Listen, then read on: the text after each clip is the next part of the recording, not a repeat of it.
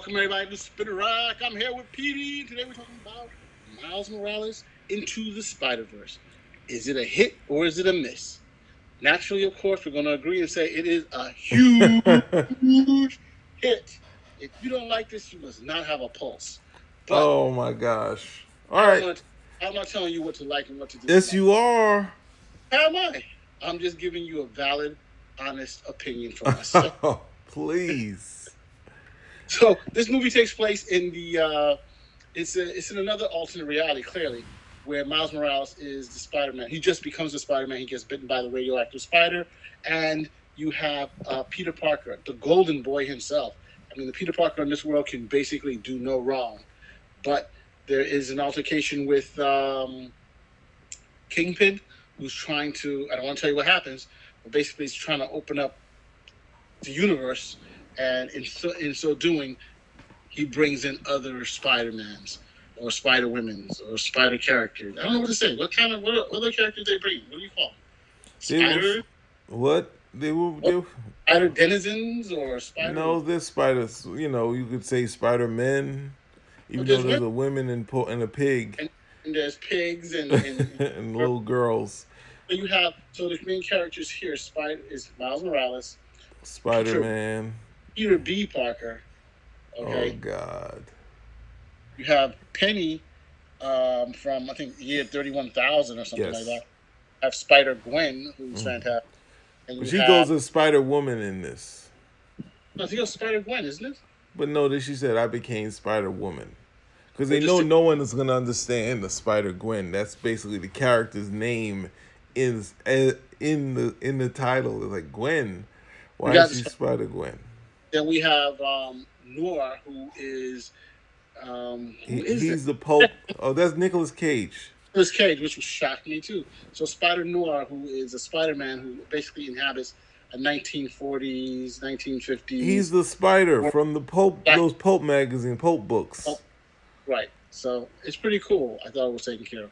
I thought they all had individual personalities that came You out. forgot Peter Parker, the pig. Yes, Peter Ham. Peter Ham, I call him. Peter Spider Ham. Plus Spider Ham, which is that comedy relief there. Oh, they're all funny, but he's more. But this Let's one of the key. be honest. You're This not that being it, honest. animated. This is an animated film, and it does a fantastic job of capturing the whole Spider Verse.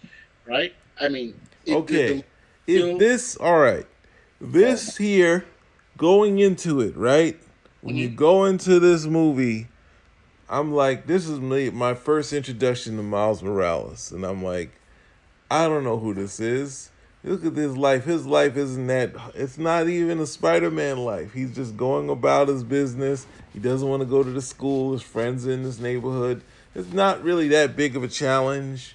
And then next thing you know, I think the movie, instead of being apprehensive, once he got to his uncle, because a lot of people can understand connecting with some of your other relatives and whatnot, or His, un- cool.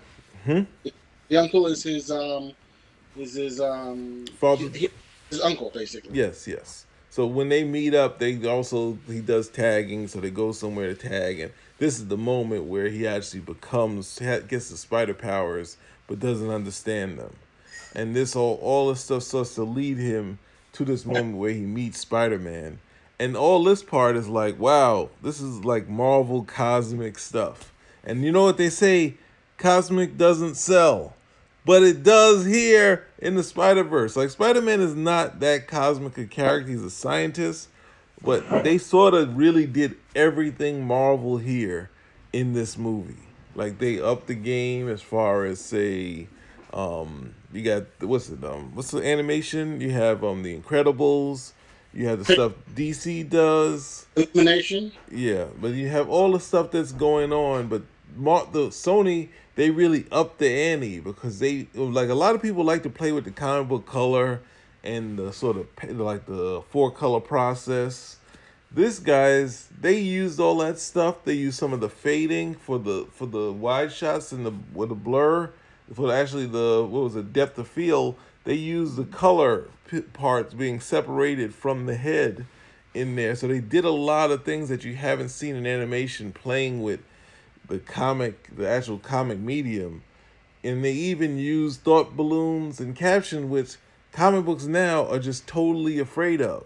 Like now, the thing about this is like you have to think about when you see a movie with narration, people say that narration is when you haven't got the movie you want, so that's how they started to narrate it, and it gave it. But they did it with style, and you got the whole noir feel and all the hard boiled stuff. But comic books just sort of decided, you know what? We don't like this is a cheap this is like a cheap thing where we're getting explain what's in people's heads. So they cut out thought balloons, they cut out captions, and at the same time, when you see this, one of the easiest things to do a cutaway to a nighttime is saying later that day.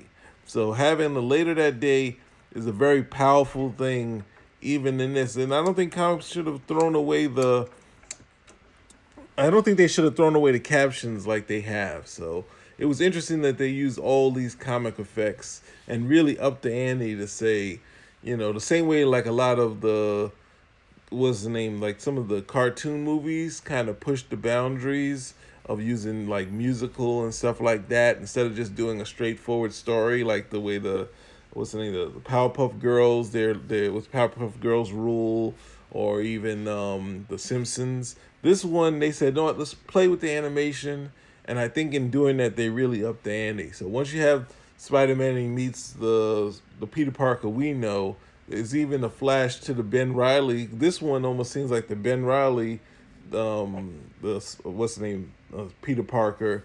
But then once you get all these characters together, and Spider-Man is kind of a loner, but this sort of group or the whole movie, you're just immersed in the movie, and it's just fun. And it goes back to the classic Kingpin who actually could fight against Spider-Man and be as tough and hurt Spider-Man. And there's no reason why you had to turn him into say he's just a fat, he's like a sumo wrestler. So people were really like, well, he can't really fight Spider-Man. What happened was when you see him in that comic and he's as fast and he's fast enough to grab Spider-Man and all that, he's got powers. Let's not. Why do you have to turn him into a human? He's a fun character, and they What do you really. Hmm? you have to give him ascribe power to him?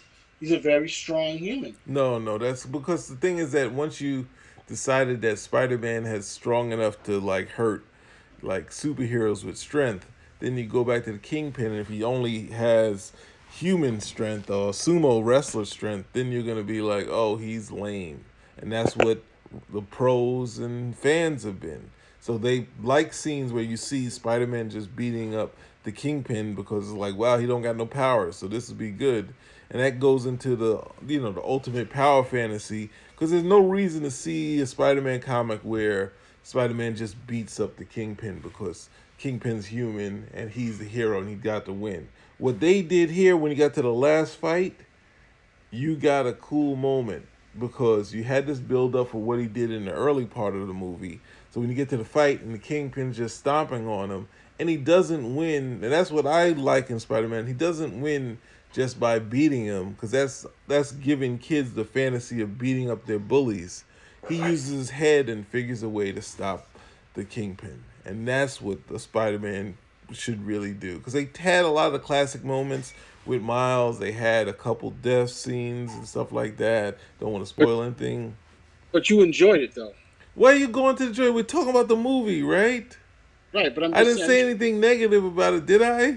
just want to make sure. I don't want to make sure you don't go down the wrong Oh, road. let's calm it down to yes and pass or fail. Like you think that's gonna celebrate it? Me saying okay, it passed because passing is like a C or a D, But if you want to pass fail or you want to celebrate it, Good enough for me. it's But a game changer. It's a game changer. tomato scores are like 95% audience score. This I can't see this not having repeat business. I think I'll probably check it out again because there's just so much in there with Yes. the Easter eggs, the fun visual style that they have and stuff like that. I think it's definitely a big point. Well, I mean, I wanna add another bit here. there's villains in here that you don't even realize. Yes. Yeah. Villains that show up here. No, listen, I think it's a pretty good movie. And one of the things that happens is that where Spider-Man has the Uncle Ben moment, Miles Morales has his own moment too. That it ends up making him who he is. You know, Well, they had a specific brand that was connected to me, right? Because Peter Parker is very much connected to me. But then they had something in there. It was a name when we were trying to figure out how it's going to be named on here because my first name is Samuel, but my friends here know me as Peter, so of course I went as PD.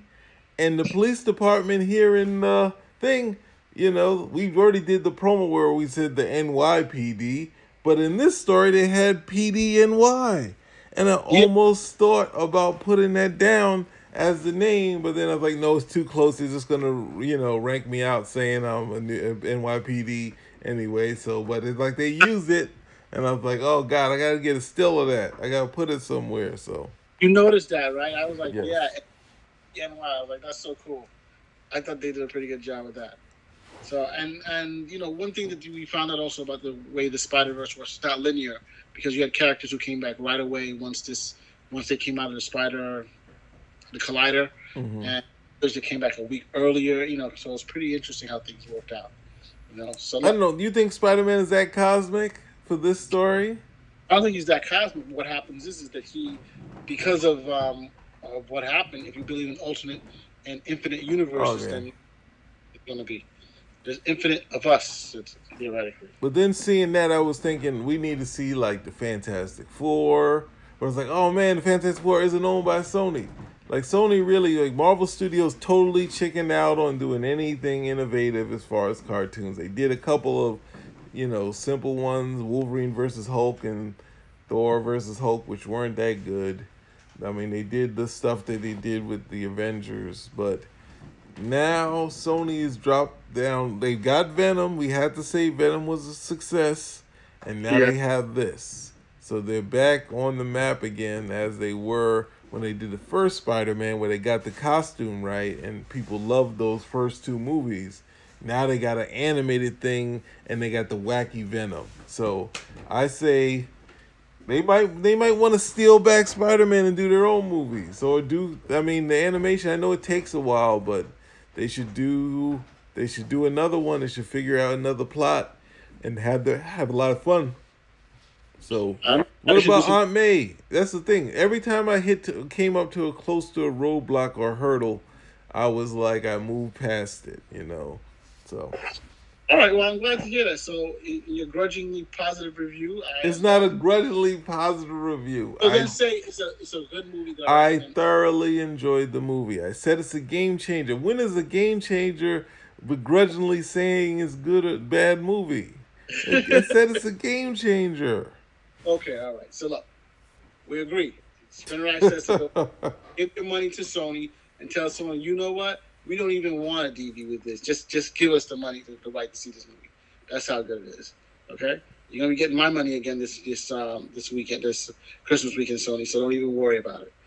And so will Warner Oh Bros. my God, Lord, sell! Get out there and sell, sell All right then, Petey, Spin Rack. out.